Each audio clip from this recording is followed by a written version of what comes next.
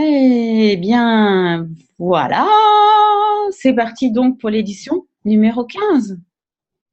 Numéro 15 déjà. Oui. Numéro 15 de, donc le chapitre 15 du livre, du club du livre qu'on a lancé déjà il y a quelques semaines déjà, donc plus de 14 semaines. Sois toi et change le monde, du docteur Denien. Une invitation irrésistible, sois toi et change le monde. Donc ce soir, on est nous, on change le monde. Et on est au chapitre 15. Êtes-vous prêt à être un leader? Moi, j'adore cette discussion. Je voulais la voir à Fondation. Je dois t'avouer, Sophie. Sophie Belliveau est avec nous ce soir. Virginie Aymar et Sophie Belliveau, on est votre facilitatrice Being You ce soir. Salut Sophie, avant que je me lance dans mon explication, je te dis bonsoir. Bonsoir Virginie, bonsoir tout le monde. Contente d'être avec vous. Ça fait 3 semaines que je ne suis pas avec vous autres. Donc, et Sophie, elle est au Canada, elle est à Montréal. Oui, je suis à Montréal, je suis de retour à Montréal. Puis, on a eu de la neige hier à Montréal. Mois de mai. Ouais. Juste comme ça, point de vue intéressant. On s'en passe. Mais bon, alors, quoi d'autre est possible? Quoi d'autre est possible, exactement. Moi, j'allais me plaindre de Karlsruhe en Allemagne où on a eu froid. Aujourd'hui, non. On a eu chaud aujourd'hui. C'était bien, je ne vais pas me plaindre. Il y a eu du soleil, mais c'est vrai que jusqu'à présent, on était avec nos manteaux encore. Mais là, la neige, là, tu m'as battu, là. Ouais. On l'a seulement vu. Elle n'est pas restée sur le sol, mais on l'a vu tomber quand même. Ah, bon, mais quand même, c'est de la neige. Et c'est quand même près de 0 degré. Donc, c'est quand même... Ouais. Pas mal. Pas mal pour un mois de mai. Ouais. Et voilà. Est-ce qu'il y a peut-être des gens qui nous regardent d'une autre partie du monde, une autre hémisphère? Ouais. C'est quoi maintenant? Là, on est au printemps, donc ça doit être dans l'hémisphère sud de l'automne, si ça se trouve. Mais l'automne, enfin bref, ça peut pas être pire que le printemps ici. Donc, enfin, bref. Alors, point de vue intéressant, comme tu dis, tout à fait, par rapport à ça. Donc, chapitre 15 aujourd'hui. Êtes-vous prêt à être un leader? Donc, j'étais en train de commencer l'histoire que pendant toute la classe fondation, pas toute la classe, moi, on va dire le 3e, 4e jour, je m'étais posé la question plusieurs fois, mais je veux parler à Gary Eden de ce sujet-là. Parce que c'était le sujet qui était dans ma tête, qui était présent en moi. Parce que je connaissais ces discussions, être un leader. Qu'est-ce que ça veut dire être un leader? Qu'est-ce que ça veut dire être le leader dans sa vie, dans sa propre vie? Est-ce qu'on est prêt à être les leaders de notre vie? Est-ce qu'on est prêt? C'est ça c'est la bonne question. Hein? C'est la bonne question, pas tout ça, mais c'est vraiment la question. Hein? Qu'est-ce que c'est un leader pour chacun de nous? C'est quoi les points de vue qui sont véhiculés dans la réalité d'aujourd'hui de ce que c'est qu'être un leader? Puis qu'est-ce que c'est pour nous? Qu'est-ce que c'est pour vous? Qu'est-ce que ça veut dire d'être un leader dans sa vie? Qu'est-ce que ça veut dire? Qu'est-ce que ça veut dire? Qu'est-ce que ça veut dire? Alors, justement, commençons le chapitre. Explication simple. Oui, il y a une belle explication simple dès le début du chapitre. Allez, c'est parti. Tu veux commencer ou tu veux... Vas-y. Ou je commence, comme tu veux. Comme tu veux, je pense que tu avais l'énergie qui était partie. C'est comme ça, là. Alors, on commence et après, on fait intermittence. Ouais. La perspective de ce qu'être un leader veut dire est totalement différente de celle de la plupart des gens. De mon point de vue, être un leader, c'est être capable de savoir ce que vous savez. Ah, j'aime entendre. Et de suivre cette direction, que l'on vous suive ou pas. Cela n'exclut personne, parce que tout le monde peut se joindre à vous, s'ils le choisissent. Voilà ce qu'est être un leader pour moi. Dans cette réalité, pour être un leader, vous devez avoir des adeptes. Je ne suis absolument pas d'accord. Mon point de vue est que pour être un leader, vous devez savoir mener votre propre barque. Et si quelqu'un vous suit parce que vous avez des idées brillantes, pas de problème. Mais si vous êtes véritablement un leader, vous leur permettrez de savoir ce qu'ils savent et vous ne leur demanderez simplement pas de vous suivre. C'est un concept de leadership complètement différent.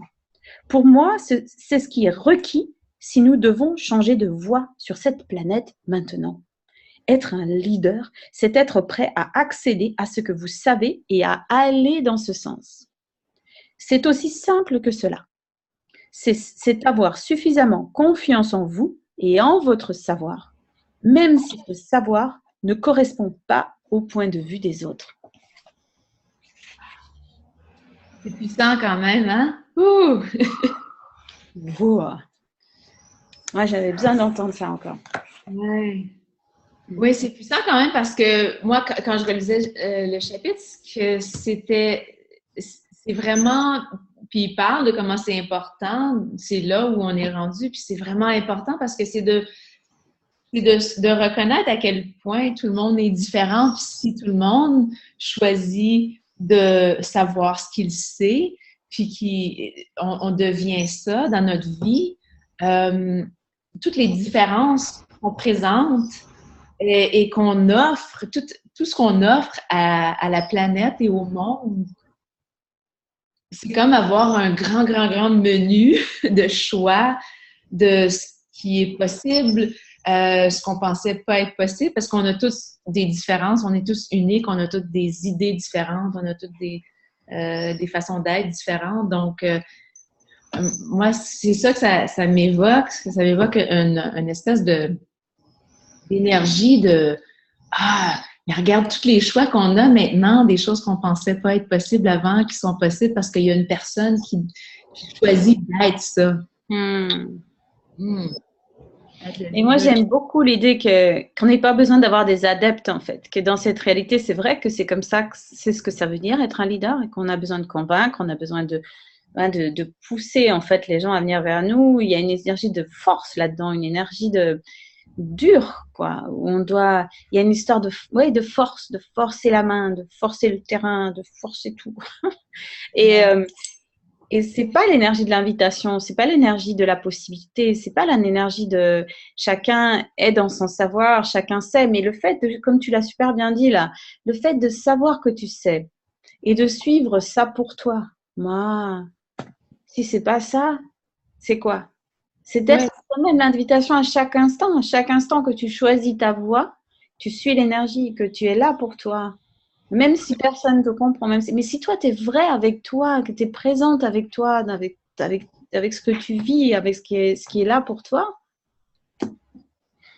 et voilà, tu imprimes un chemin. Et voilà, c'est beau.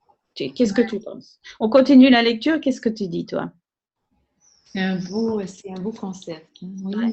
Tu continues? Oui, je peux continuer. Ouais. Alors, 1,6 km en 4 minutes. Laissez-moi vous donner un exemple. À l'heure actuelle, il est très commun pour les coureurs masculins professionnels d'être capables de courir 1,6 km en moins de 4 minutes. En fait, si vous ne courez pas 1,6 km en moins de 4 minutes, vous ne pouvez même plus être considéré comme un coureur de niveau universitaire, encore moins un athlète de niveau international. Donc, il y a très longtemps, des milliers d'années, bon d'accord, disons un millier d'années à partir du moment où il a été possible de mesurer le temps, l'idée de parcourir 1,6 km en moins de 4 minutes n'existait même pas. C'était une barrière qui était considérée comme impossible à dépasser. Jusqu'à ce qu'un jour, quelqu'un dise « Tu sais quoi, je peux le faire. » Littéralement, tous ses amis et toutes les personnes autour de lui ont dit « Tu ne peux pas le faire. Personne ne peut courir 1,6 km en moins de 4 minutes. » Et pourtant, son point de vue était « Oui, je peux. » Non, tu ne peux pas. C'est impossible. Tu n'as aucune chance. Tu n'y arriveras jamais. Voilà ce que disait son entourage. Et lui de dire « Regardez-moi. » Il l'a fait. En 1954, Roger Bannister a dépassé la barrière des 4 minutes. Tout le monde a alors vu que c'était possible. Et maintenant, tout le monde court 1,6 km en moins de 4 minutes. Maintenant, c'est plutôt OK. Maintenant, on peut descendre à 3,55 ou à 3,45. Peut-on descendre à 3,40? Un standard totalement différent a ainsi été créé par une personne prête à devenir un leader. Et si vous saviez que vous pouvez être exactement ce genre de contribution pour les autres, même dans vos choix les plus petits. Ouais, donc tous les endroits où on a tous décidé qu'on ne pouvait pas faire quelque chose qu'on savait, à quelque part on savait qu'il était possible. On a décidé et qu'on a acheté les points de vue des autres. du fait que c'était pas possible. Et qu'on s'est diminué par rapport à ça. Est-ce qu'on veut tout détruire, tout ça? Oui. Right, wrong, good, bad, POD, POC, online, chose. Ah, Vous avez fait ça. c'est génial. Ouais. Et là, j'ai en train de voir que Mina vient d'arriver. Salut Mina. Excusez-moi pour le retard. Bonjour, bonjour. Oui, Mina. Salut Mina, super. Merci. Super, génial. Donc, on est parti dans le chapitre 15, Mina, dans le leadership. Êtes-vous prêt à être un leader? Et on s'était dit la dernière fois avec Laurence, et là, on l'a continué avec Sophie, qu'on lisait un peu le livre pour changer un peu. On lit. Et on se plonge dans l'énergie du chapitre. D'accord. Voilà. Donc, on en est à la page 337. Comme le chapitre est court, il est assez court, moyennement court. Alors, s'il y a d'autres qui ont des questions, Mina, tu as envie de dire quelque chose sur le thème déjà d'entrée de jeu? Ou tu es OK de rentrer comme ça dans le… Bon, moi, je voudrais juste dire que c'est magnifique si on arrive à vraiment être le leader de sa propre vie. Ouais. Et un leader qui, effectivement, on arrive au jugement qui continue de tracer en fonction de ses convictions intérieures et de son aspiration sans être atteint par les points de vue, les jugements des autres. Et en fait, on est tous des leaders dans notre propre vie. Combien de fois on s'est réduit pour ne pas être le leader de notre vie? Donc, ce chapitre des jugements, moi, il me plaît beaucoup. Parce que je crois vraiment qu'à la limite, si on devait retenir qu'une chose, ça serait ça. Imagine, tu te réveilles le matin, tu ne te juges plus personne ne te juge. Tu fais tout ce que tu as envie, tout ce que tu sens à l'intérieur. Waouh! Quoi d'autre est possible? Quoi d'autre est possible, ma belle? Alors, je continue et après, ce sera à toi de prendre la suite de la lecture, si tu veux bien. Mina, si tu as envie. Pas d'obligation. Alors, un jour sans jugement. Disons que vous êtes entouré de personnes ayant d'énormes jugements sur ce qui est juste ou faux concernant une certaine philosophie politique. Et vous savez que vous pouvez soit juger cela comme juste ou faux, soit simplement percevoir cela comme étant les points de vue intéressants d'autres personnes. Quoi? Eh bien, quand vous jugez quelque chose comme étant bien ou mal, vous contribuez à ce que cela existe. Vous lui donnez plus d'énergie. Vous le rendez plus solide et moins facile à changer. Et si vous aviez la possibilité de vous débarrasser de ce besoin d'avoir raison, quand c'est votre point de vue, et de juger les autres comme ayant tort, et si nous pouvions plutôt réaliser que nous avons tous des points de vue et que certains points de vue que nous n'apprécions pas forcément maintenant sont peut-être en mesure de contribuer à faire évoluer la planète? Et si une des étapes pour devenir un leader était de dépasser le jugement? Comme tu dis, Mina. De mon point de vue, la conscience inclut tout et ne juge rien. C'est l'espace où tout peut être exactement comme c'est, sans que nous ayons besoin de juger de quelque façon que ce soit. Imaginez que vous vous réveillez et que tous les jugements dans votre tête aient disparu. Et que vous passiez toute la journée sans aucun jugement, quoi que vous fassiez. À quoi ressemblerait cette journée? Pouvez-vous imaginer une journée sans jugement? Vous savez quoi? C'est possible. On ne nous a simplement pas appris à le faire, ni en apprécier la valeur. Si un nombre suffisant d'entre nous sortait du jugement avec cette exigence, quoi qu'il arrive, j'arrête de juger, le monde commencerait à changer. Êtes-vous prêts maintenant?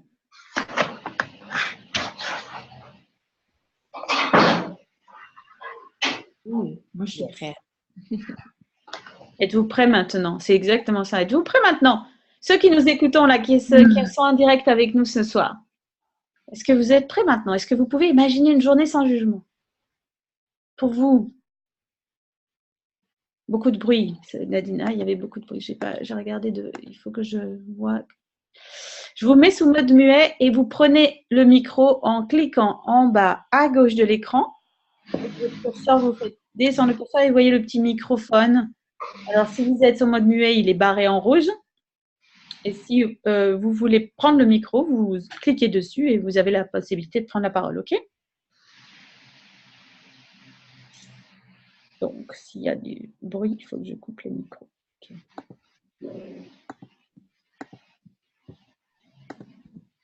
Moi, je voudrais dire quelque chose par rapport à la notion de leader. Parce que la notion de leader, elle peut être mal perçue, elle peut être perçue comme prendre le pouvoir en fait sur les autres. Et je crois que c'est une des raisons principales pour laquelle la plupart d'entre nous, on n'ose pas aller vraiment de l'avant. Moi, quand j'entends les personnes parler, souvent, elles ont peur d'être accusées, de prendre le pouvoir sur les autres, etc. Et je pense qu'il y a une différence entre être leader, c'est-à-dire porter vraiment ce qui nous enthousiasme à l'intérieur, la joie qui nous motive à l'intérieur d'aller de l'avant, parce que c'est vraiment quelque part porter une énergie qui nous appartient, enfin qui est là, qui nous anime. Ça n'a rien à voir avec être un leader pour amener les autres à venir avec nous. Pour moi, le véritable leader, il a besoin de personne en fait.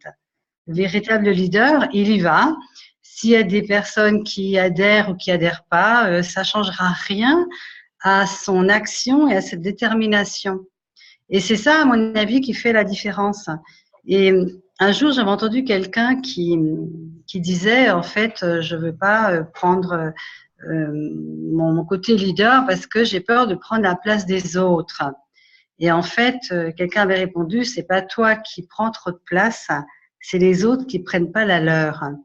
Et ça me paraît vraiment important, cette notion-là. Combien d'entre nous ont peur d'oser être? Puisque c'est ça aussi le livre de Dane.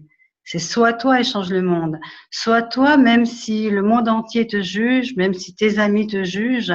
Sois toi et même si tu es tout seul à avancer dans la direction que tu as choisie. Et cette notion de non-jugement, c'est vrai que si on arrivait à ne plus du tout, prendre les jugements des autres pour nous réduire, imaginez simplement ce que tous les gens qui ont cette force intérieure de créer des nouveaux sentiers, des nouveaux chemins, ils n'auraient besoin de personne derrière eux et ça donnerait à d'autres l'envie de le faire parce que c'est ça. Si nous prenons notre place de leader, nous qui sommes ici, vous qui êtes là, eh bien en fait, on la prend pas pour se la péter, comme on dit, on la prend pas pour avoir de l'ascendant du pouvoir sur l'autre. Par contre, ça permet aux autres de faire la même chose. Et je trouve que ce que tu as dit là, à un moment donné, je pense à la politique, enfin à ce qui s'est joué ces derniers temps au niveau politique. Moi, je dis souvent la véritable politique, c'est vraiment de vivre, de libérer tout ce qui nous empêche d'être la splendeur de que nous sommes. La preuve, c'est que ce qu'on a vu et ce qu'on entend encore sur Internet, c'est terrible, ce n'est que du jugement. Et même du jugement après, en plus, la politique, après les élections. C'est comme un virus, finalement. Et on a l'impression qu'en fait, la plupart des gens de l'humanité a chopé le virus du jugement. Mais c'est ça qui nous rend si malheureux, qui nous réduit, qui nous empêche d'oser donner de nouvelles idées, etc. Wow, imaginez ça. Tout le monde qui se rencontre dans la rue, on observe juste les différences. Ça, c'est la véritable liberté.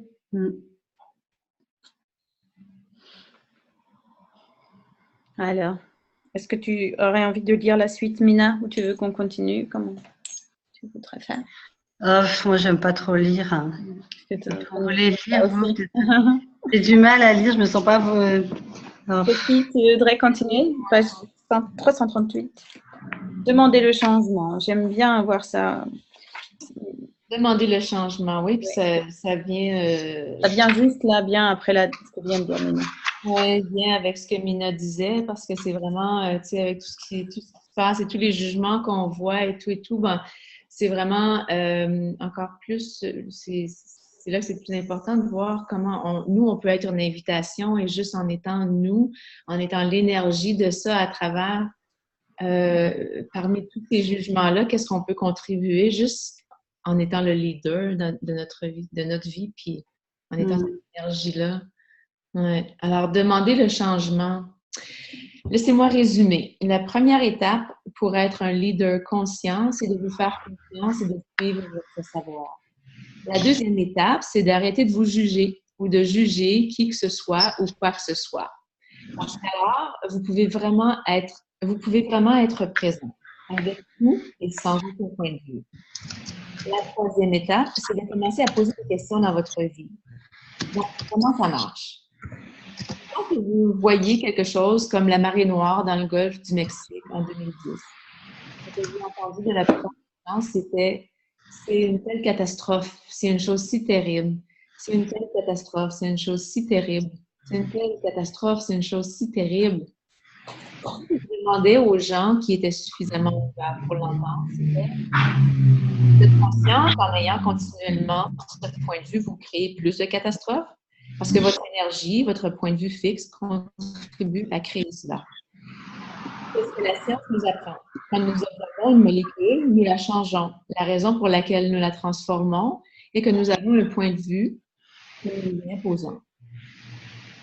Et si nous pouvions être sans jugement et sans point de vue fixe, à un tel degré que nous pourrions observer cette molécule et l'inviter à changer plutôt que de la conduire à changer pour correspondre à nos conclusions. Sophie, je ne sais pas si c'est moi, mais j'ai du mal à t'entendre. Parfois, comme si ça coupait un petit peu. Est-ce que ton... Je sais pas. Je peut-être les oreilles. Les oreilles, j'entends du bruit, là, mais... T'entends du bruit? C'est peut-être ça aussi. Des fois, quand le bruit vient d'un autre... J'entends du bruit. De celui qui parle, ouais. Je vais mettre mes écouteurs. Peut-être que ça va... Est-ce que vous m'entendez mieux? Essaye. Là, ouais, je t'entends bien. Ouais? OK. Alors, vous me faites signe si ça coupe. Et si le fait que nous n'ayons aucun jugement sur les molécules qui nous entourent nous permettrait d'avoir une telle connexion avec elles que nous pourrions les inviter à changer quand nous le souhaitons? La chose suivante que je leur demandais était « Voudriez-vous changer cela? » Ils me regardaient comme si je les avais frappés avec un marteau sur la tête. « Que veux-tu dire par changer cela? » Je leur répondais de simplement poser une question. Que faudrait-il pour que cela change? Que faudrait-il pour défaire cette catastrophe écologique? Ils me regardaient alors du genre « Oh mon Dieu, je n'y avais jamais pensé. » Je ne faisais que me lamenter sur le fait que c'était un problème. Que se passerait-il pour chaque chose que nous voulions changer? Poser une question était simplement le point de départ de ce changement. Au sein d'Access, nous avons en permanence posé cette question. Pouvons-nous faire quoi que ce soit pour le golf aujourd'hui? À quoi pouvons-nous contribuer aujourd'hui? Nous avons posé ces questions chaque matin durant 2 mois et demi. Pouvons-nous faire quoi que ce soit pour changer cela? Pouvons-nous faire quoi que ce soit pour changer cela? Et nous obtenions toujours un non. Un jour, ça a été un oui. Et apparemment, c'est le jour où ils ont mis fin à la fuite. Alors, un jour, à un moment spécifique, nous avons envoyé un email à toutes les personnes ayant participé à des classes d'Access Consciousness en leur demandant de contribuer par leur énergie à changer les dégâts écologiques dans le golfe du Mexique. 3 jours plus tard, un article paru le 27 juillet dans le New York Times expliquait combien les scientifiques étaient étonnés par la vitesse à laquelle le pétrole disparaissait. Le 4 août, le New York Times publiait un article disant que la plus grande partie du pétrole avait disparu et que ce qui subsistait était une menace bien moindre pour l'écologie et l'écosystème qu'il ne l'avait pensé. Ça a été un moment où nous avons tous pu rassembler nos énergies sans jugement en étant totalement dans la question. Du style, nous ne savons pas ce qui peut arriver, mais faisons quelque chose et utilisons toute la puissance que nous avons de disponible. Remarquez bien, s'il vous plaît, que la seule chose que nous ayons demandé, c'est un changement pour les dégâts écologiques, pas ce à quoi cela devait ressembler. Maintenant, est-ce que ce sont seulement les personnes d'Access Consciousness qui ont contribué à changer ça? Peut-être. Mais vous savez quoi? Peut-être était-ce chaque personne désireuse de changer cette possibilité dans le golfe et qui avait le point de vue que cela était possible. Ce qui est important, ce n'est pas qui l'a changé, mais que ça ait changé. Et ensemble, nous avons cette capacité. Peut-être que ce sont les bactéries qui ont dit « Hey, nous, on peut aider ici », comme les animaux qui accourent à la rescousse dans le film Avatar. Ce qui est excitant, c'est que ce niveau de changement est possible. Ce n'est pas seulement possible, c'est arrivé. C'est génial. Demander le changement. C'est excellent. Hein. Donc, 3 étapes. 1. Être un leader, c'est vous faire confiance, suivre votre savoir. 2e étape, c'est d'arrêter de vous juger ou de juger quoi que ce soit. Le jugement, point de vue intéressant, on finit les jugements. 3e étape, poser les questions. Et se poser les questions là, comme il le décrit là, en disant qu'est-ce qu'on pourrait changer par rapport à des situations, par rapport à ce qui se passe dans le…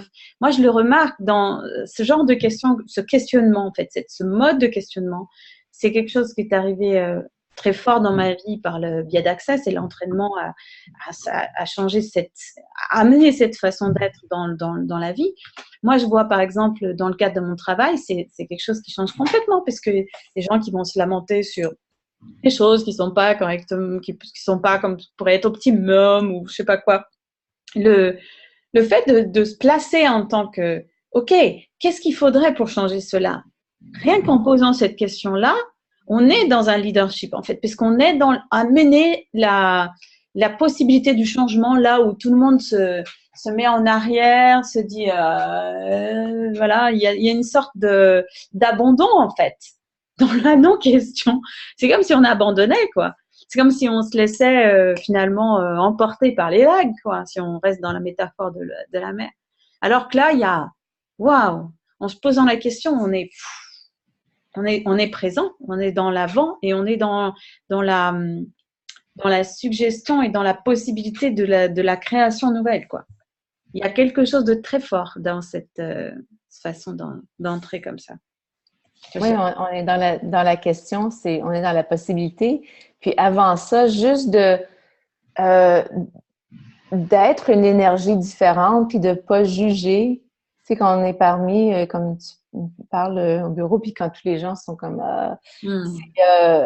j'étais dans des situations comme ça dernièrement, puis c'est comme, on entend les gens se plaindre, puis c'est tellement facile de vibrer à cette fréquence-là, hein. Fait que si on n'a pas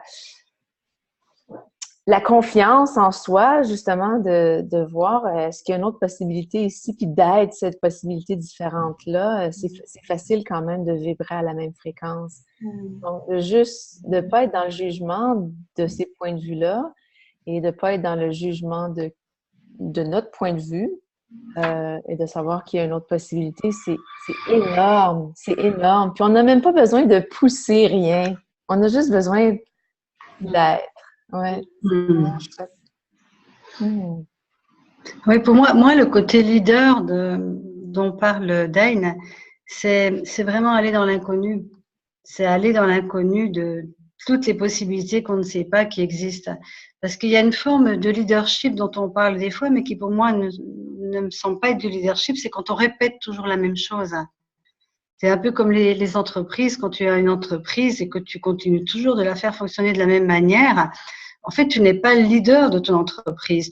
Finalement, c'est ton entreprise qui te lead quelque part. Et c'est pour pouvoir aller s'expandre, même quand on a un business ou autre, c'est à travers la question, puisque la question, c'est plonger dans l'inconnu de tous les possibles. C'est aller au-delà de ce que le mental sait déjà, parce qu'en fait, c'est ça. Il y a deux façons de vivre. Il y a la façon de vivre avec un mental qui fonctionne comme un ordinateur, avec des logiciels, et puis à qui on va demander des choses connues. Mais il n'y a pas de côté leader, là. Il y a un côté, je dirais même suiveur.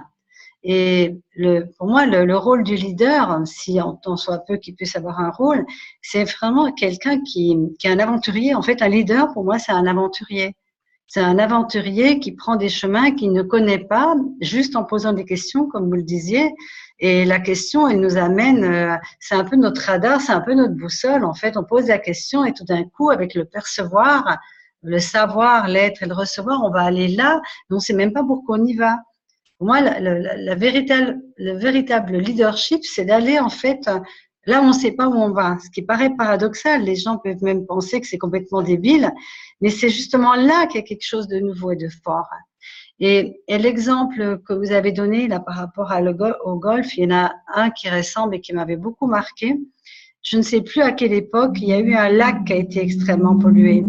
Et les scientifiques étaient venus tester et ils avaient défini qu'il fallait au moins 100 ans pour que le lac se régénère. Et en fait, c'était pas des gens d'Access, mais c'était quand même des gens qui étaient autour et qui priaient et qui demandaient d'autres possibilités, un peu comme ceux qui demandaient la pluie, hein, au Mexique ou autre. Et en fait, le miracle, parce que c'est le miracle, c'est ça, mais c'est tout le temps quand on pose des questions, c'est qu'au bout de très peu de temps, la pollution a commencé à diminuer, ce qui était impossible pour les scientifiques dans la base de connaissances qu'ils avaient. Mais en fait, ce qu'ils se sont rendus compte, c'est qu'est apparue une algue totalement inconnue. On ne savait, personne ne savait d'où elle venait. Et cette algue, son boulot, ça a été de manger toute la pollution. Donc, c'est extraordinaire. Et si on était resté à un niveau intellectuel ou mental dans la connaissance d'un savoir déjà connu, est-ce que les gens auraient eu l'idée de poser des questions? Parce que finalement, la prière, si on regarde bien, je ne parle pas des lamentations, hein, mais je parle de la prière, le fameux demande et tu recevras qu'on a entendu il y a 2000 ans, pour ceux qui y étaient. Eh bien, quand on demande vraiment, quand on prie vraiment et pas dans un sens de lamentation, il y a des choses qui se manifestent. Et si chacun de nous passions notre temps à demander quelle contribution puis-je recevoir aujourd'hui pour ma vie et puis pour des choses nouvelles et pour du changement qui ferait que cette réalité va et que cette humanité pourrait prendre un nouveau tournant et plus de joie et plus de créativité, c'est là qu'en fait la magie, elle opère, elle arrive. Et le véritable leader, c'est celui qui s'est posé des questions ouvertes. Voilà. Questions, bien sûr, sans attendre une réponse précise. Hein. Ouais. Imaginez tous les gens tous les dirigeants, tous ceux qui ont des responsabilités importantes et qui poseraient tous ensemble la question qu'est-ce que c'est, qu'est-ce qu'on en fait, comment on peut changer ça, qu'est-ce qu'on peut créer, générer tous ensemble qu'on n'a pas encore seulement imaginé. Et imaginez simplement qu'on transmette ça dans les écoles. Que tout petit déjà, il y ait cette notion d'être un leader, mais le leader pas pour entraîner les autres en fait. Hein. Un leader pour suivre vraiment cet élan intérieur qui nous amène à prendre des chemins qui n'ont jamais encore existé peut-être. Hein. Ouais. C'est aimer le risque d'être vivant et le risque d'être différent aussi. Les leaders qui sont les plus inspirants, souvent, c'est les gens qui parlent pas tout le temps, mais qui écoutent aussi à la fois, qui écoutent, qui sont à l'écoute des autres, puis qui se posent des questions, justement. Ouais. Moi, j'ai travaillé dans le monde corporatif pendant longtemps, puis un des leaders qui m'a le plus impressionné, c'était un vice-président pour lequel j'avais travaillé, puis lui, il posait toujours des questions. Puis ça fait de ça une quinzaine d'années, puis il m'impressionnait parce qu'il parlait pas beaucoup, mais dans les meetings, il posait toujours des questions. Puis aujourd'hui, je pense encore à lui. Maintenant que je suis dans Access, je me dis, oui, il savait ce qu'il faisait.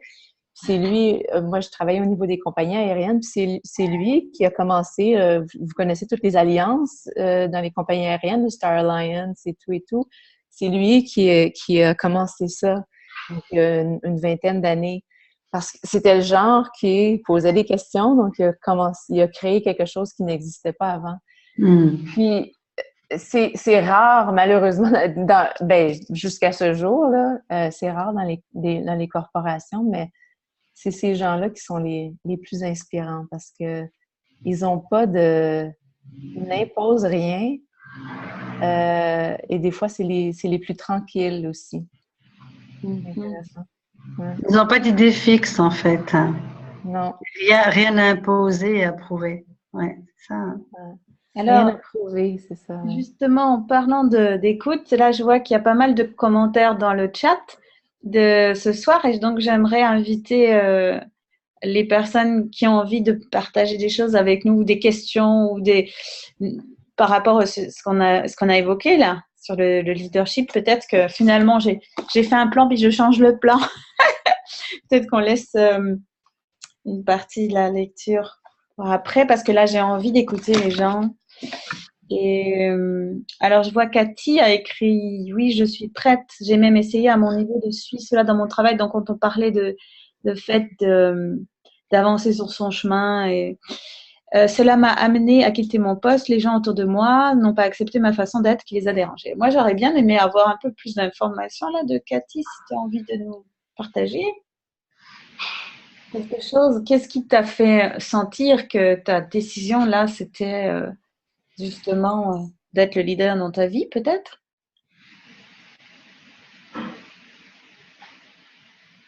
Je ne sais pas si Cathy, tu as la possibilité de nous parler en direct ou par le chat. Non.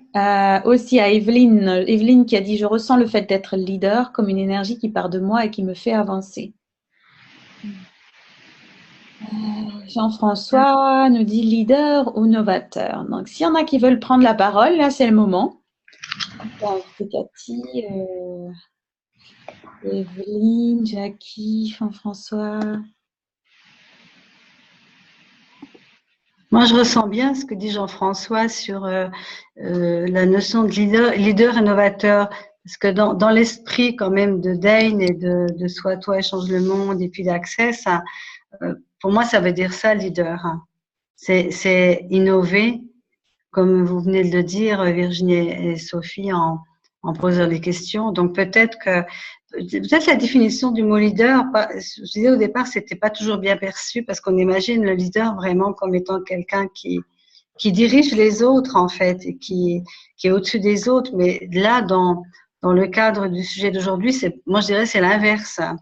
C'est vraiment, comme dit Evelyne, une inspiration intérieure, c'est-à-dire une action qui vient non pas du mental, mais qui vient comme une intuition et une force. Et puis, moi, ce que je sens dans le leader, dans ce leader-là, on va dire, c'est la notion d'enthousiasme et de joie. Parce que ça, c'est un sacré moteur qui porte.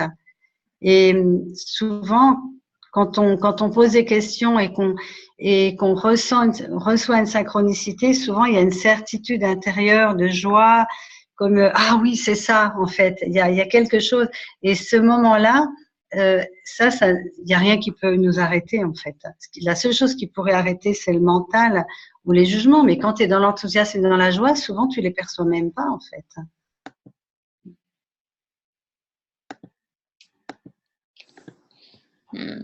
Je vais parler. Bonjour. Bonjour, Evelyne. C'est une première. Je réponds par rapport à l'innover. Innover, oui, pour moi, innover, c'est partir de soi. Donc, c'est amener quelque chose d'original, donc de neuf. Si ça part de moi, c'est neuf. Si c'est dans l'instant, dans la présence, ce que j'amène, ça sera toujours dans l'innovation. En fait, oui, ça, c'est leader, c'est vraiment se suivre à l'intérieur et l'extérioriser et amener forcément quelque chose qui est nouveau parce que ça naît au moment où ça s'exprime. Et moi, dans cette présence, à ce qui est en moi pour si je suis leader, c'est que j'arrive à l'exprimer, à le sortir de moi pour le mettre au monde, quoi. Moi, j'ai une petite question là par rapport à novateur et cette idée-là. Parce qu'il y a une espèce de… Est-ce qu'on est vraiment libre? Parce que moi, je serais bien aimé ce que tu viens de dire, Evelyne, là, sur ce qui vient de toi, là, ce qui est dans la présence, dans le moment, il y a quelque chose qui vient de toi. Mais est-ce que le fait de se poser la question, est-ce que c'est innovant ou novateur ou… est-ce que ça ne nous amène pas à justement entrer dans comment dire, dans un exercice mental où il faut regarder est-ce que ça rentre dans ce cadre-là ou ça rentre pas dans ce cadre-là. Le fait de se poser la question de la novation ou pas de la novation, est-ce que ça nous amène pas à en fait entrer dans un mode de jugement par rapport à cette énergie, comme tu l'as bien décrite avec tes mains, comme ça, qui vient de toi, comme ça, qui émerge, qui vient du moment. C'est une question que je me pose, je me demande. Peut-être plus dans l'idée que c'est neuf. Ouais, mais l'idée que c'est neuf, elle est bien par rapport à quoi? Neuf par rapport à quoi? C'est neuf parce que ça s'exprime à ce moment-là, quoi. Ouais. Est-ce qu'elle a besoin d'être qualifiée finalement? Ouais, non, c'est un élan, c'est ce qu'elle disait Mina, c'est être leader, c'est ça, c'est d'être dans cet élan, dans cette vie qui est en moi et que je la laisse s'exprimer. Donc, il n'y a rien à dire, c'est la vie qui s'exprime. C'est ça. Après, ça peut paraître neuf à l'extérieur ou novateur, mais en fait, c'est simplement l'expression de qui tu es qui se montre. Et puis, oui, après, on peut dire c'est neuf, c'est leader, enfin, c'est le vivant, je crois. Tu ne crois pas que c'est le côté inconnu? À partir du moment où tu vas dans l'inconnu, tu es dans l'innovation. L'inconnu, c'est quelque chose que tu ne connais pas. Je pense que c'est plus dans ce sens-là. Parce que sinon, il y a Krishnamurti qui a écrit un livre qui s'appelait Sortir du connu. Et ça m'avait intéressé parce que, en fait, si tu regardes bien, il y a une répétition dans le monde qui empêche le changement, en fait. Ça rassure le connu. En fait, c'est quelque chose qui rassure. Et en général, quand il n'y a pas de changement, c'est parce que ce qui est déjà connu, même si c'est pas agréable, il y a une zone de confort, on va dire. Donc, il peut y avoir une petite zone d'inconfort d'aller dans l'inconnu, mais je dirais peut-être plus d'excitation quand même. L'excitation de l'inconnu, de demander, je sais pas, quand tu demandes puis tu sais pas ce qui va arriver, c'est un peu comme une surprise qui va arriver et que tu ne sais pas encore ce que c'est. Et il y a tout qui peut émerger de là. Donc, c'est quand même quelque chose de nouveau, l'inconnu. Je vois pas très bien comment on pourrait le définir autrement. Ceci dit, c'est vrai ceci dit, on pourrait dès qu'il y a une qualification à quelque chose, ça fixe. Alors donc, il faudrait même plus faire le book club alors. Hein. Oui, c'est vrai. Mais c'est ça, si on n'avait pas à le définir. Hein? Si on n'avait pas à définir de l'être. Ce qui vient de l'essentiel, c'est de pouvoir les lâcher, les points de vue. L'essentiel, c'est de pouvoir les lâcher. On les a 5 minutes. Puis après, on passe à autre chose. Oui, exactement. Tout ce qui permet de nous de donner cours, en fait, cette expression. Oui, Annabella, tu voulais dire quelque chose? Oui, j'étais en train de penser, bonsoir à tout le monde. Annabella, on t'entend très, très doucement. Oui, là, ça va, là? C'était un peu mieux. Ça va? Oui. Moi, je voulais, c'est une première pour moi aussi, bonsoir à tout le monde. Je vous appelle du Portugal, je vous suis. Oui. Et pour moi, c'était leader, justement. Est-ce que nous ne sommes pas tous leaders? Et ce qui nous empêche d'être leaders dans notre vie, c'est justement cette peur des jugements, de prendre notre place de leader justement dans ce que faisons dans la vie, hein, pas forcément thérapeute ou autre chose. C'est justement cette peur des jugements et de prendre notre place. Parce que je pense que nous naissons tous leaders de quelque chose, que nous avons tous quelque chose à donner dans ce monde. Et c'est ce que je pensais, ça. Et enfin, moi, je parle beaucoup pour moi, mais je vois beaucoup de ça autour de moi. Qu'est-ce qu'il faudrait, Annabella, pour choisir autre chose que ça? Choisir au-delà de la peur, choisir au-delà de ça. Qu'est-ce qu'il y aurait au-delà de ça? Qu'est-ce que tu sais, toi, de ça? Moi, ce qui a beaucoup transformé, c'est la notion juste de plus regarder, enfin, de plus être atteinte par les jugements des autres. Il y a une espèce de liberté qui est dans ça. C'est même pas forcé, c'est venu tout seul, quoi. C'est du fait qu'on a cette liberté, on dit, on a plus peur de ces jugements, on est comme on est, et là, on reprend notre place de leader. Il me semble. Est-ce que justement, c'est tout simplement donner son propre parfum au monde. Moi, j'aime beaucoup cette image que nous sommes tous les fleurs du jardin du monde et que une marguerite, son rôle, c'est d'être une marguerite joyeuse, épanouie. Elle est le leader de son épanouissement. Et puis une rose, elle va être une rose.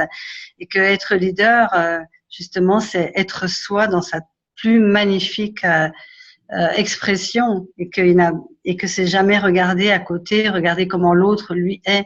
Et j'aime beaucoup ce que tu dis. On connaît tous les leaders. Oui, on est leader de notre propre vie. On a vraiment à libérer ce parfum. On a ôté souvent l'image, c'est de la cloche il y a tellement de merveilleuses personnes sur cette planète, l'humanité, et que c'est comme si elles avaient une cloche sur elles, tu vois, et qui les empêche de s'ouvrir, en fait, de fleurir. J'aime beaucoup ce mot fleurir. Et si on note la cloche, eh bien, on va tous, il y a cloche, c'est les jugements, c'est la dépréciation, c'est la comparaison, enfin, tout ce qu'on connaît, hein, voilà. Et s'il n'y a plus ça, ben, on est juste là en train de fleurir, fleurir, fleurir dans la joie d'être. Et le véritable leadership, c'est sûr, c'est celui-là. C'est celui qui peut changer l'humanité. Si chacun fleurit là où il est, quel merveilleux jardin que la planète Terre, hein. Chacun va donner sa différence, sa beauté, son expression. Et chacun joue sa note de musique et ça fait Oui. une superbe symphonie. Oui, exactement. Dans la symphonie du monde.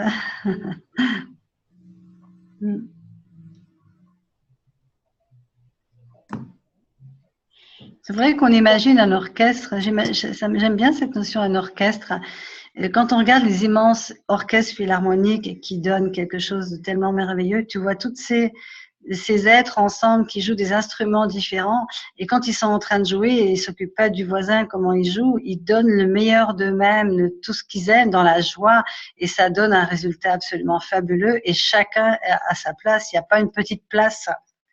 C'est-à-dire que chaque instrument de musique, quel qu'il soit, il va contribuer à cette symphonie. Et j'aime beaucoup cette comparaison, quelque part, on serait nous aussi ces instruments de musique, chacun à notre place, la symphonie du monde. Une symphonie. Possibilité. Alors, il nous reste 8 minutes là, et là je me demandais, quelle serait la plus grande contribution là pour ce soir? Questions? Est-ce qu'il y a d'autres questions encore ou d'autres gens qui aimeraient intervenir là, qui aimeraient partager ou pas partager, mais donner une impulsion? Ou est-ce que ce serait une inspiration? Qu'est-ce qui pourrait nous amener à l'expression d'être ce leader pour nous, dans notre vie? De changer le monde par ça, parce qu'on est. Moi, j'aime bien l'exemple comme Annabella et Mina ont parlé là, de la fleur. Quand tu parlais des fleurs dans le jardin, Mina, tout au long de notre conversation, c'est un peu ce que je vois. Les fleurs, elles sont une contribution. Elles jugent pas les autres fleurs. Et puis elles fleurissent. Et si on pouvait tous être ça, puis même quand elles meurent, elles jugent pas ça. Elles perdent des pétales. Elles jugent pas la perte de leurs pétales. C'est juste c'est la contribution à la terre. Puis c'est vraiment, ouais, pour moi, qu'est-ce que ça prendrait pour que on fleurisse tous comme ça, parce qu'on est tous uniques, au lieu de... Parce que si on s'arrête à regarder les autres, bien, on coupe la fluidité de notre énergie, de notre mouvement, de notre contribution.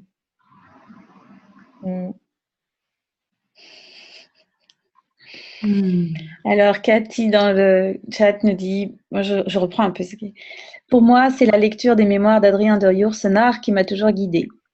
Être leader, c'est faire émerger quelque chose qui permet au groupe d'avancer sans jugement. C'est être un médium de cette énergie du groupe et la porter plus loin. C'était Cathy. De Jocelyne. Je viens de vivre des moments difficiles avec un parent ayant la maladie d'Alzheimer et je me sentais sombrer. La semaine passée, j'ai choisi de penser à moi en faisant des choses qui me plaisent. Et c'est bizarre, mais tout est devenu plus facile. Je me dis que là, je suis devenue un leader. Yes. Mais justement, c'est peut-être ça, c'est facile d'être un leader. C'est peut-être là où on peut sentir que c'est vraiment là. Parce que c'est facile si on fait ce qu'on aime et si on fait ce qui nous anime et qui nous fait fleurir. Donc, en fait, être un leader, voilà, c'est quelque chose qui nous amuse, qui nous fait plaisir, qui nous épanouit et puis qui contribue à tout le reste, en fait. Et puis rien à prouver, pas besoin de dire là j'ai une idée super, je suis super leader, suivez-moi. Je pense que le véritable leader, il n'a pas besoin qu'on le suive. C'est vraiment la notion de joie, d'enthousiasme, de facilité. C'est vraiment une clé incroyable dans Access et dans ce livre aussi.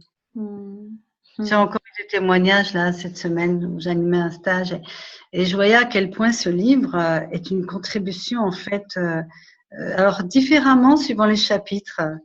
C'est intéressant, mais c'est incroyable. Hein. Je me dis que c'est magnifique quoi d'avoir eu cette possibilité de pouvoir faire ce book club et puis d'en parler, de donner envie. Il y a beaucoup de personnes en fait qui l'ont acheté ensuite.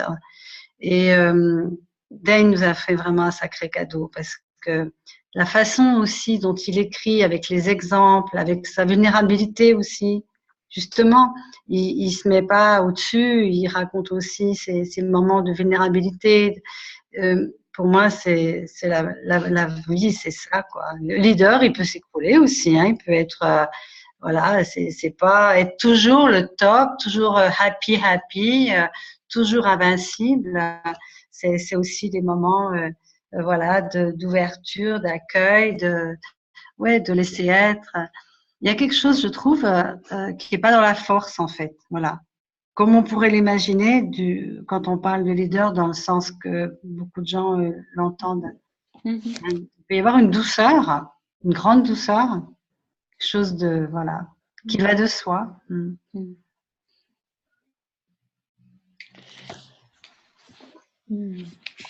Jackie dit ça m'a fait sortir d'une énorme déprime et m'a redonné goût à la vie. Comment ça devient encore mieux que ça. Oui. Oui. Comment?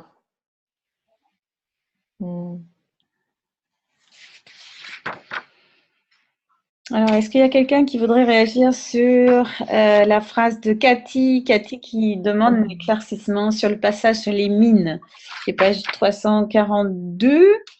Dans le passage où Dane dit... je vais reprendre le passage et après peut-être Mina aussi, Sophie, vous voulez dire quelque chose là-dessus? On n'a pas encore trop de temps, mais on va finir peut-être ça, justement, sauter sur les mines. Donc, vous faites partie des rares personnes sur cette planète qui désirent effectivement que les choses changent. Et vous êtes la seule personne dans votre vie qui soit capable de générer, créer et instituer ce que vous voudriez recevoir dans votre vie. Si vous ne pouvez pas vous honorer suffisamment d'être cela pour vous-même, comment pouvez-vous créer ce que vous voudriez dans votre vie? Vous devrez toujours stopper tout ce qui crée du jugement ou le fait d'être jugé, ou d'être un ennemi dans l'univers de quelqu'un d'autre. Laissez-moi vous donner 2 possibilités différentes pour naviguer dans le champ de mine que nous appelons cette réalité. Le champ de mine, c'est cette réalité.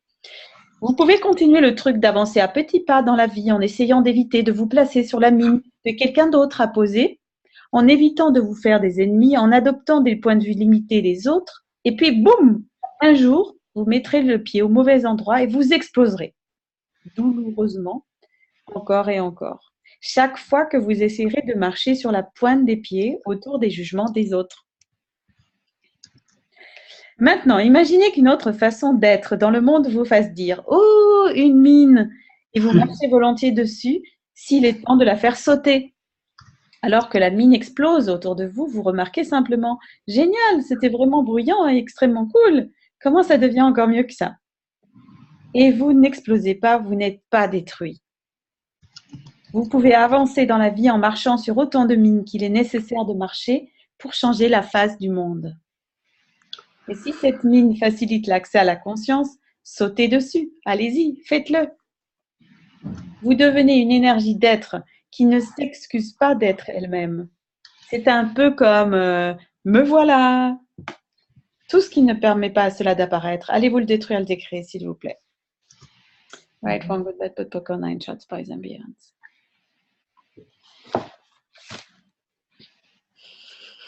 Alors, ça me fait penser à la peur du dragon. Tu sais, dans les contes de fées, tout le monde est paralysé parce qu'il y a un énorme dragon et personne n'avance. Puis tout d'un coup, il y a le courageux chevalier qui va et qui va l'affronter. Et au moment où il l'affronte, le dragon disparaît. c'est comme si en fait, toutes ces peurs qu'on a, c'est tellement notre mental qui nous dresse des dragons et des mines partout. Et à un moment donné, quand tu y vas et que tu donnes la main à la conscience et que tu es là, comment ça devient encore mieux que cela? Quoi d'autre est possible? C'est comme si tu deviens invincible et qu'il n'y a plus d'obstacles. Les obstacles ils sont dans la tête, en fait. C'est des obstacles qui sont mentaux, en fait. C'est ça. Moi, ça me fait penser à Indiana Jones quand il marche dans le vide et que le pont enfin, il y a un pont de lumière qui se manifeste à ce moment-là. Ça me fait penser à ça aussi. J'adore ce film. Ah ouais, mais c'est vrai que cette scène, elle est incroyable, quoi. Vraiment ça, c'est je saute dans le vide et puis en fait, il n'y a pas de vide. Excellent. Oui, puis c'est ça, les mines dont tu parles, c'est les jugements des autres. Hein. Donc, si on est capable de juste baisser nos barrières puis juste recevoir les jugements des autres, je pense que c'est ça, c'est là où il va, c'est d'être capable de recevoir les jugements. Puis de recevoir les jugements, ça veut pas dire de les prendre puis de les garder, mais c'est de juste les laisser passer puis de les voir comme des points de vue intéressants. C'est parce que c'est juste les points de vue des gens. Et donc, d'aller dans la vie, de marcher et d'être soi sans, même avec les jugements, parce qu'il va toujours en avoir des jugements.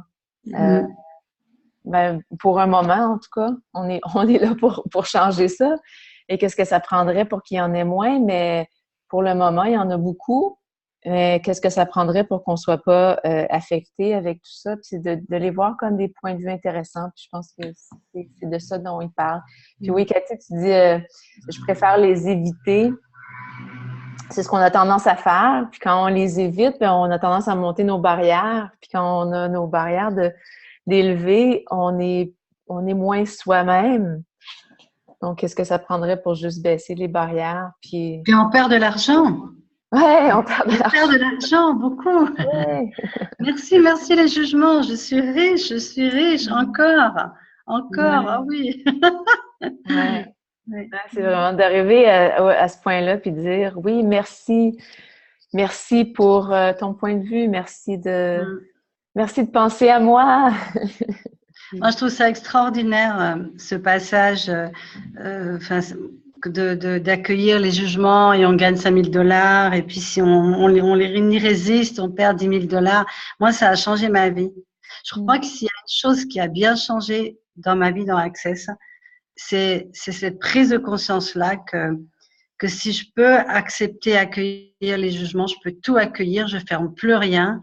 Et puis, je deviens riche, c'est tellement riche. Et je me suis rendu compte que c'était pas une métaphore, que c'était vrai.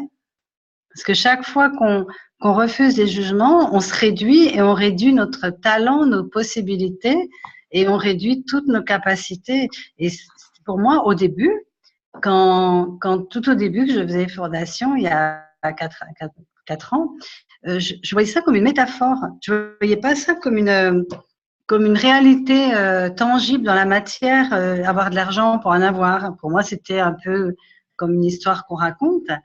Mais j'ai pu voir l'impact que ça avait. J'ai pu aussi voir le nombre de fois dans ma vie où j'étais arrivée à un moment donné où ça fonctionnait bien pour moi, donc ça attirait des jugements, et là, j'arrêtais. C'est-à-dire que je stoppais ma capacité. Et tous ceux qui ont fait ça et tous ceux qui continuent de le faire, allez vous détruire ça maintenant. Right and wrong, good and bad, poke and pull, all national boys and beyond, parce que c'est vraiment presque un affront à la conscience.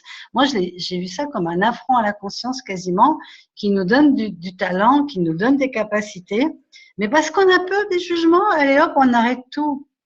Et il y a vraiment, c'est peut-être ça justement pour moi la grande clé du changement de la planète. C'est vraiment ce côté d'y aller. Et alors maintenant que je sais que ça me donne de l'abondance, ben c'est encore plus stimulant, quoi. C'est waouh. Je vais encore plus changer ma réalité. Yes. Super. Ouais, quelles sont les possibilités infinies. Et le chapitre finit là sur revendiquer la puissance de soi. Et tout ce qui ne permet pas, donc, allez vous revendiquer, posséder et être maintenant la puissance et la conscience que vous êtes véritablement. Pour finir là sur cet élan-là que nous donne Mina sur la création de notre réalité financière. Tout cela, 1, 2, 3. Elle propose un 1, 2, 3 pour tout changer. Right, wrong, good and bad, pot and pock, online, shorts, boys and beyonds. Tout ce qui ne permet pas cela d'apparaître avec une aisance totale, d'être la puissance et la conscience que vous êtes véritablement. Right, wrong, good, bad, pot, pock, online, shorts, boys and beyonds. Et s'il y avait une façon de vivre qui allait au-delà de ce que nous avons tous pu imaginer? Et si la Terre nous demandait de laisser tomber toutes les limitations que nous nous sommes imposées et d'accueillir la magie que nous sommes réellement? Que pouvez-vous choisir qui créera le résultat que vous désirez générer dans le monde? Tout ce qui ne permet pas à cela d'apparaître, allez-vous le détruire, le décréer totalement. Right and wrong, good and bad. Voilà. Donc, 22h06, on arrive au terme de notre soirée ce soir-là. Est-ce qu'une dernière remarque, Nina, Sophie ou quelqu'un voudrait encore finir? Soyons chacun, chacune les leaders de notre réalité. Le monde changera dans la joie, dans la facilité, dans la joie, dans la gloire. Et tous les jugements que cela crée, que cela fait remonter, Oui. allons-nous détruire ou accueillir tout simplement pour plus d'abondance. Yeah. Oui. Yes. Right. Ouais, puis pour ceux et celles qui nous écoutent puis qui disent ah oui, ça c'est pour tout le monde, mais pas pour moi. Allez-vous tout détruire, décréer et reconnaître justement, oui, revendiquer votre puissance, puis reconnaître que c'est tout le monde. C'est vraiment chacun. Il y a pas d'exception ici. Ouais. On a tous, chacun, quelque chose à contribuer. Yes. Allez contribuer. Soyez cette contribution-là. Yes. Merci Virginie, merci Mina. Merci Sophie, merci Mina. La semaine prochaine, on se retrouve toutes les 4 facilitatrices. Donc Sophie, Mina, Laurence et moi. Oui, c'est la semaine prochaine, le dernier épisode. Le dernier chapitre, ouais, le chapitre 16. Le dernier chapitre, la semaine prochaine. Donc, il y a des petites choses, des petits éléments à lire encore.